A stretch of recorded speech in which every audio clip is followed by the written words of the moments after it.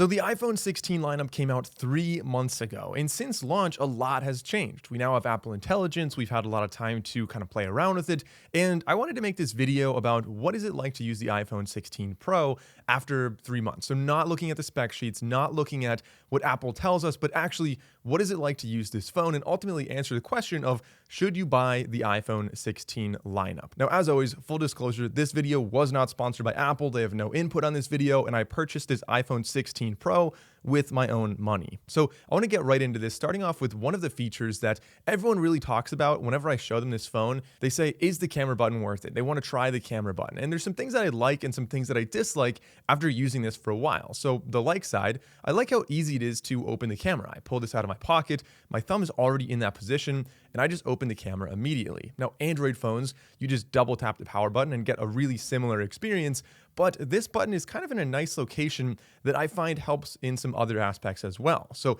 if I need to film myself, if you're filming like a TikTok or a short or whatever, your fingers kind of naturally, you can see on the camera right there. So it's easy to hold it out and put it right there. At the same time, my thumb is already on the volume button, so that kind of works anyway.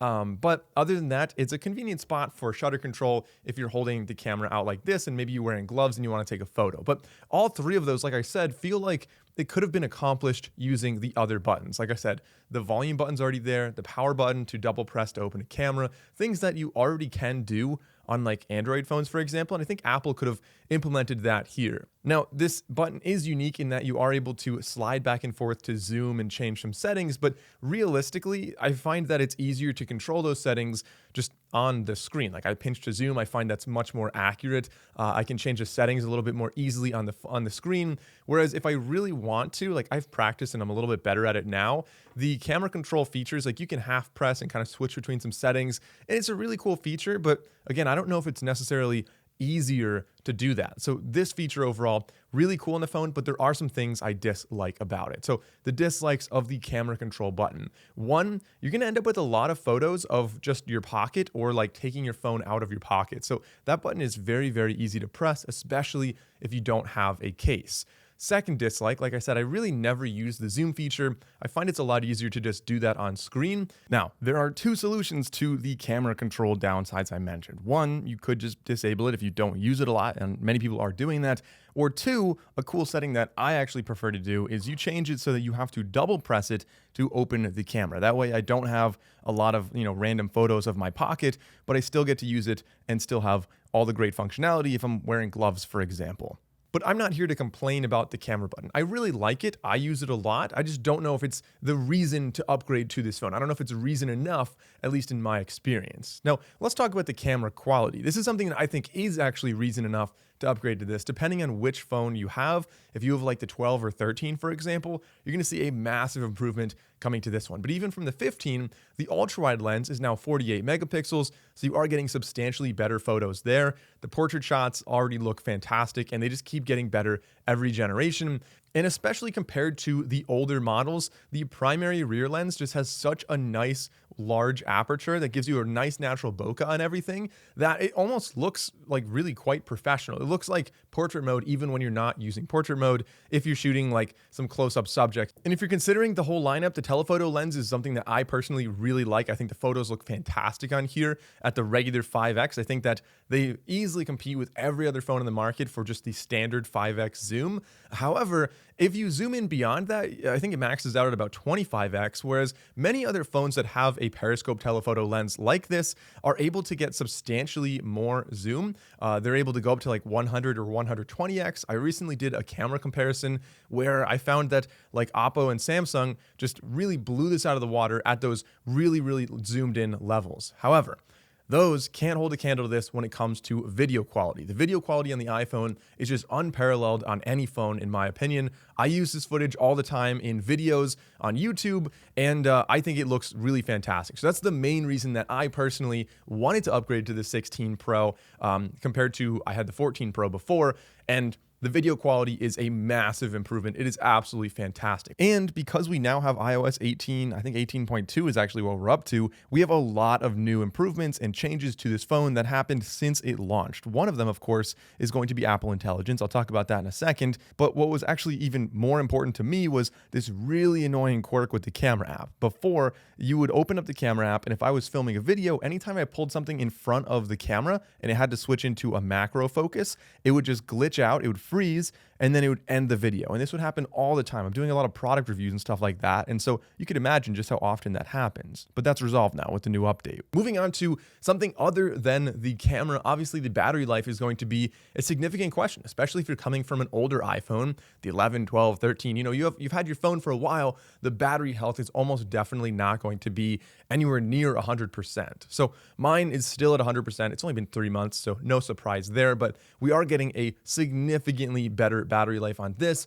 compared to previous phones. So, the iPhone 13 generally had a pretty solid battery life. I felt like the 14 was a step back for me. The 15 was slightly improved, but not as good as the 13 in my experience.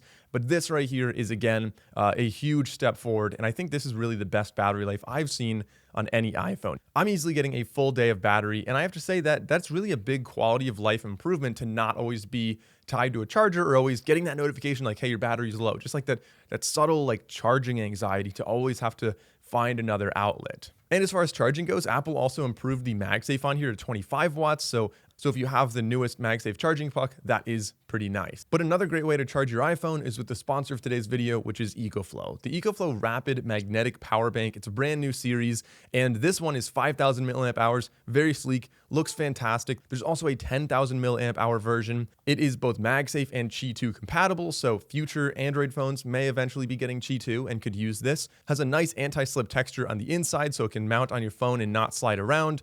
We also have a kickstand on the back for upright or side viewing.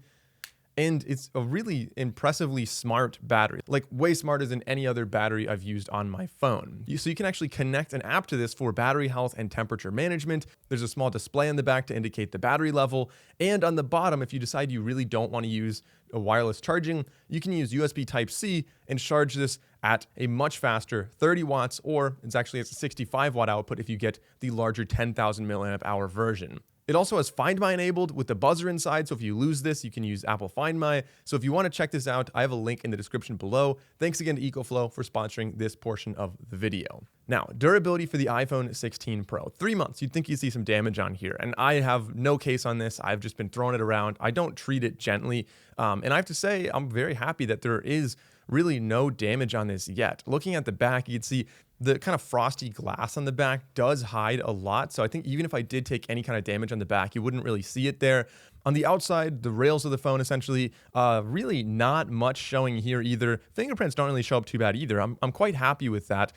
Fingerprints can appear, but nowhere near as much as the older glossy versions.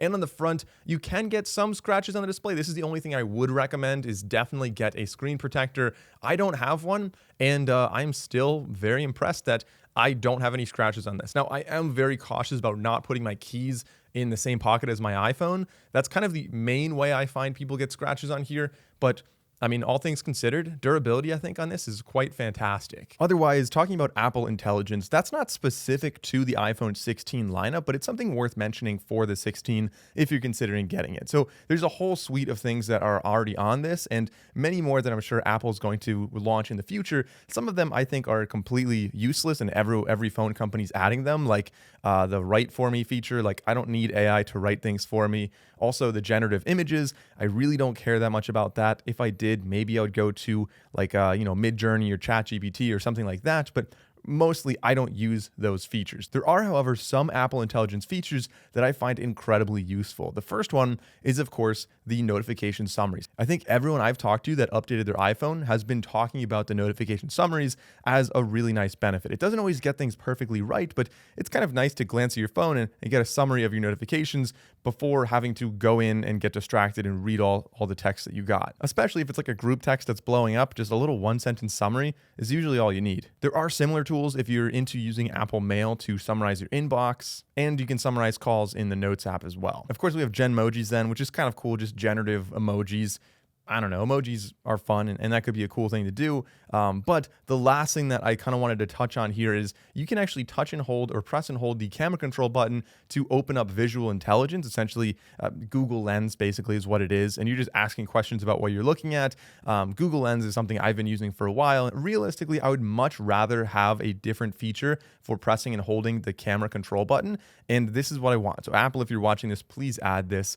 I want the option to take out my phone, press and hold that button, and it just opens the camera app and starts recording. That's what I want. So if you're out and about and something crazy happens, that's just a lower barrier for you to record a video. You pull it out and you just have a video rolling immediately. Otherwise, you have to wake your phone up, press the camera control button, and then press and hold it again to take a video, which is not that much worse, but just one less press, I think would be pretty nice. So kind of answering that question though, of should you upgrade to the new iPhone 16 or 16 Pro or Pro Max or whatever? Well, I think it depends on which iPhone or which phone in general you're coming from. So if you have the iPhone 14 or the 15, well, I think a lot of people are not upgrading every year anymore. I don't really think that's very common, but if you're considering it and you do have the 14 or the 15, the battery life on here, I would say is a pretty significant upgrade for me. I wouldn't upgrade for the main purpose of the camera button. But, you know, if your battery life is not great on the old one, the battery health isn't good anymore, then yeah, get the upgrade. If you have the 13 I already thought had a pretty solid battery. Assuming you still have decent battery health on there, then maybe that's not a reason to upgrade, but the camera is far better, especially for videos. And I would say it definitely is, if you're, you know, recording a lot of videos, worth it to upgrade from the 13 to the 16. If you have the iPhone 11, 12, or one of the iPhone SEs, I mean, yeah, definitely. There's going to be a massive upgrade. You're going to have much better battery life, much better cameras, much better features on here. It's going to feel faster. And again, like I've been saying throughout this video, the camera control button is useful for some people. It's really nice for some people, but it has its quirks. And I know a large majority of non-content creators out there are probably just going to disable the button entirely. So that is my 3-month later review of the iPhone 16 Pro. I absolutely love this phone. It is definitely the best iPhone ever made, in my opinion. But let me know what you think about this in the comments down below. Thanks for watching. I'm Mike O'Brien, and I'll see you in the next video.